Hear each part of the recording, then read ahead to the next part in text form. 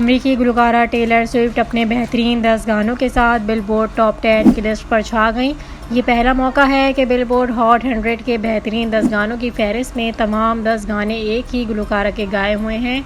इनकी नई album midnight के गाने बिलबोर्ड टॉप 10 फहरिस्त में शामिल हुए हैं। इनकी नई एल्बम मिडनाइट के गाने बिलबोर्ड टॉप 10 फहरिस्त में शामिल हैं। टेलर से पहले सितंबर 2021 में ड्रैग के 9 गाने बेक वक्त इस फहरिस्त का हिस्सा बने थे। गुलकार ने ट्वीट करते हुए खुशगवार हैरत का इजहार किया। इनकी नई एल्बम 21 अक्टूबर को रिलीज़ हुई थी।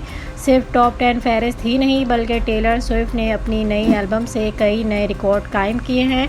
ये म्यूज़िक एल्बम रवां साल एक ही हफ्ते में सबसे ज़्यादा फ़रोख्त होने वाली एल्बम बन गई है। मिडनाइट के गाने पहले ही हफ्ते में 7 करोड़ 25 लाख मरतबा सुने गए। स्पॉटिफाई पर एक ही दिन में सबसे ज़्यादा गाने इस एल्बम के सुने गए।